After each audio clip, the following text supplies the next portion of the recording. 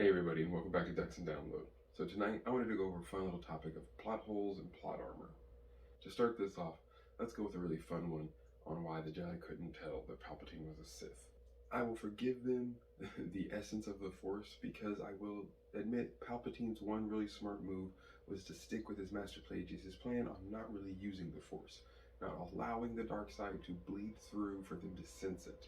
The theory is also, though, that much like a person who cannot smell the own stench of their house because they've lived in it for so long, the Jedi could not sense Palpatine and his minor aggressions and his minor Sith tendencies due to the Sith temple underneath the Jedi temple on Coruscant slowly bleeding the essence of the dark side into the Jedi over millennia. Now, again, any very wise individual, much like Yoda or Mace Windu, maybe should have seen the art and the Dwarty statues in Palpatine's office and put two and two together. But that is, of course, a plot armor kind of moment in the sense that if Mace Windu in Episode 1 notices that Sheev Palpatine is a total Sith Lord, he's going to kill him immediately when he's not thinking about it. And there goes the movies. Literally now, because he comes back, all 9 movies done. Anakin has entered the dark side. And now the galaxy is in this lovely utopia of peace and happiness. Well, that doesn't make for good TV, so that's not going to happen. The next one is Stormtroopers. Why do Stormtroopers have really great aim against Din Djarin and anyone who can take the hit, and god-awful aim against every single scrappy young Jedi wearing nothing but a tunic? Well, why? Plot armor. If Luke Skywalker gets domed or Princess Leia gets shot in the back 5 times, again, Star Wars over, no good movies. So they're not going to allow that to happen, and that's fine. To a degree, I understand having plot armor, but man, did they really show that no, Stormtroopers can shoot the hell out of something. Din Djarin gets messed up. Boba Fett gets shot at. Like, these aren't complete and utter punks. They also then, of course, try to talk about it with whenever someone wears the helmets and they're like, oh my god, you can't see anything in these helmets. So there are reasons as to why Stormtroopers can't aim very well, although we all know the number one reason a Stormtrooper can't hit most of their targets is because most of the people they're shooting at are people we need for the next movie. On the subject of wanted slaughter, Force choke. We've seen Darth Vader, Snoke, and a lot of other Sith Lords deal with an admiral or with a captain on another ship light years away by force choking them. So if Vader can force choke you through crazy amounts of space and time, why didn't he just force choke everybody? If the second you sense an enemy, you snap a neck. Again, plot armor. It makes for a very short movie. It takes the book of Star Wars from this to like 4 pages. Darth Vader senses he has 2 children. Kills the people who are around them, takes his children. Or, let's be honest, before he knew they were kids of his lineage, he would have just killed them too.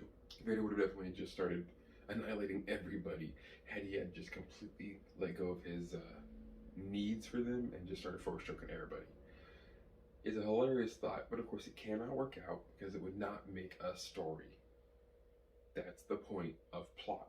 And that's why you have to have certain holes and certain dips in certain areas, because you can't make the Force so all-powerful that one person could literally just destroy everyone and start all over. Doesn't make for a good story, doesn't make for good literature, doesn't make for a good movie, doesn't make anyone happy. Now, this one is a very fun topic for me that I actually really enjoyed talking about, because it's not very common that you see this kind of thing.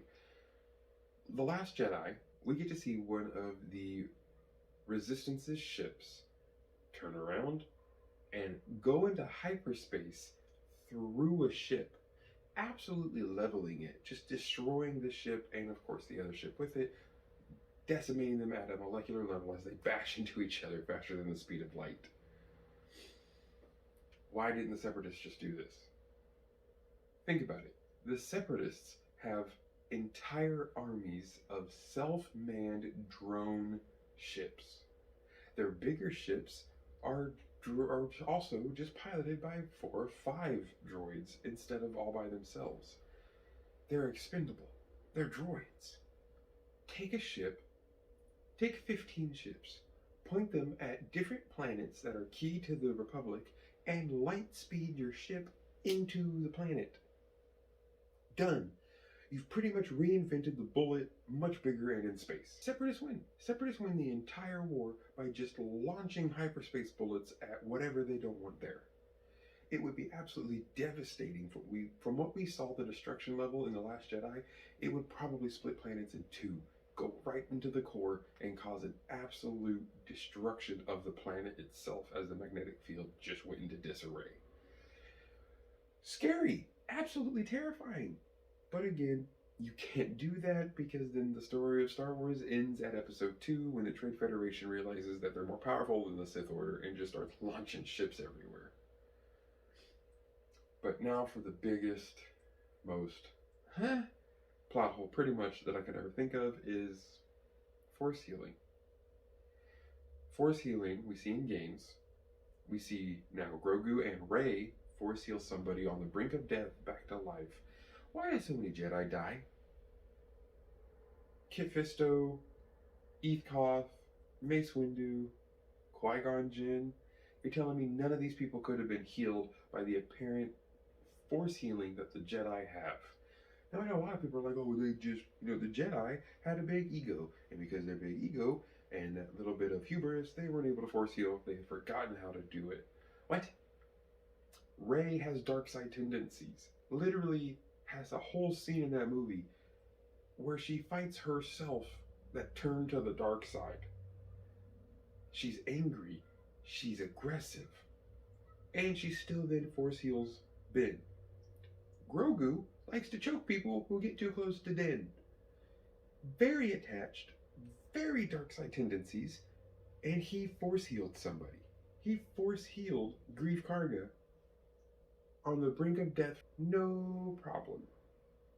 So it doesn't really have anything to do with your force alignment. If so, then Yoda, Mace, Obi-Wan, these very true Jedi who only cared to help others, should have definitely been able to force heal.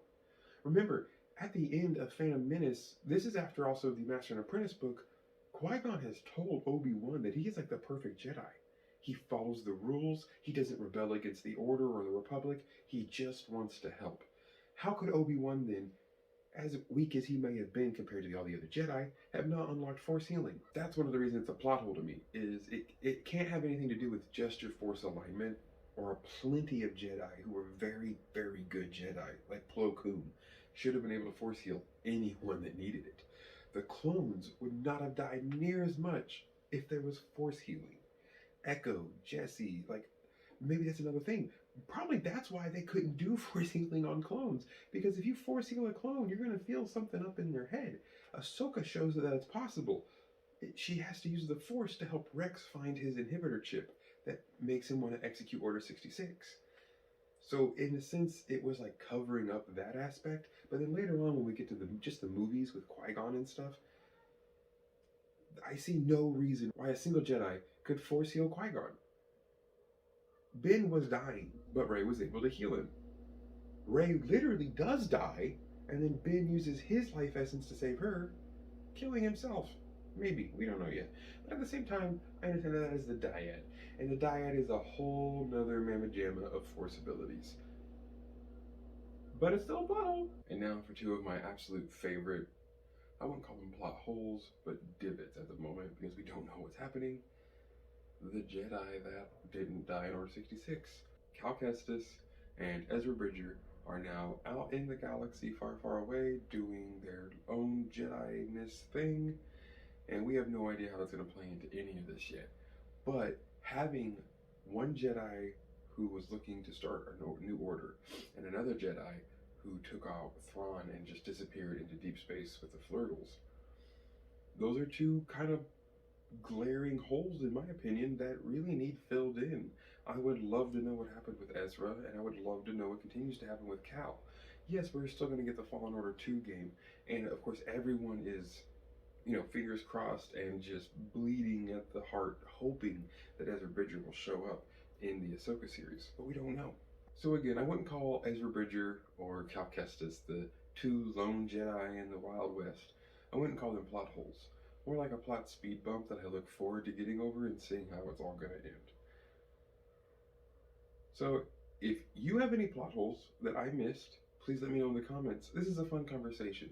This is nothing to tear down George Lucas or the other writers. This is entirely just because it's fun. And it's a fun way to speculate, and it's a fun way to get to understand the Force, the Jedi, and plenty of other aspects of Star Wars while just having a conversation. So feel free, let me know of absolutely anything that you thought up as well. I'd love to hear from you all. Never forget, like, share, subscribe, of course. It means the world to me. Let's talk some Star Wars, and I look forward to seeing you all next time. Have a lovely evening.